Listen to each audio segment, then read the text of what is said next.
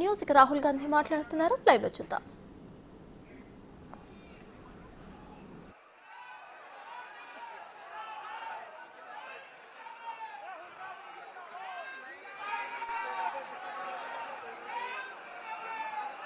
चुनाव में एक तरफ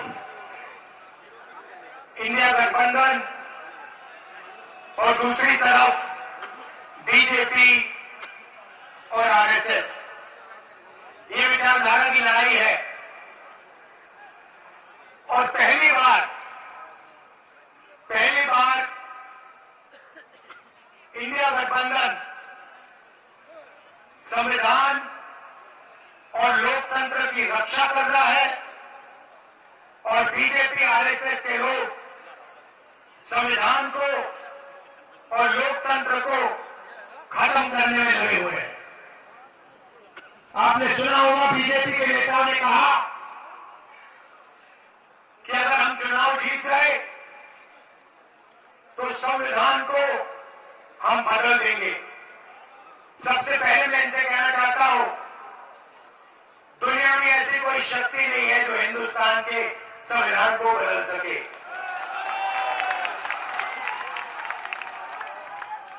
पिछले 10 साल नरेंद्र मोदी जी ने 15-20 अरबपतियों का दबाकर काम किया है।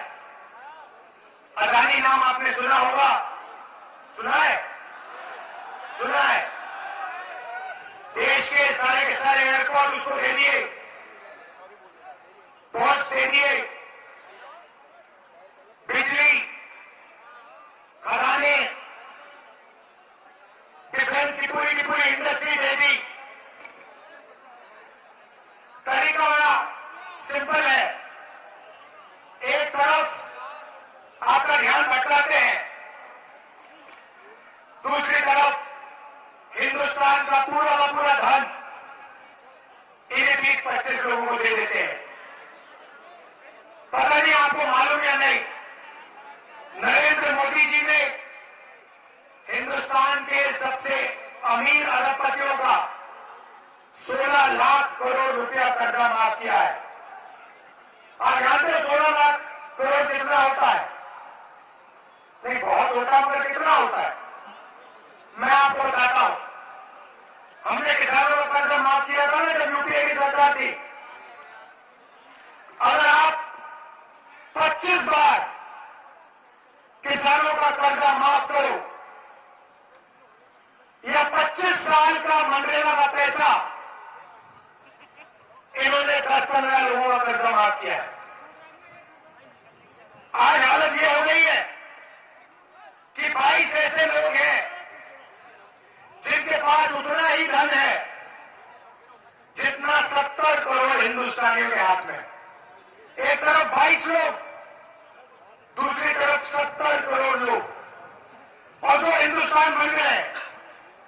और आप देखते हो हिंदुस्तान का किसान, मजदूर, जोतक, व्यापारी रोज देखता है 20-25 अरबपति हैं, जो भी सपना देखना चाहते हैं पूरा कर देते हैं, हवाई जहाज में उठते हैं, करोड़ों रुपए की गाड़ियों में घूमते हैं, और बैंक का पूरा पैसा नरेंद्र मोदी जी ने लोगों को दिया है। पैसा कहां से आता है? जीएसटी से आता है। आपका पैसा है।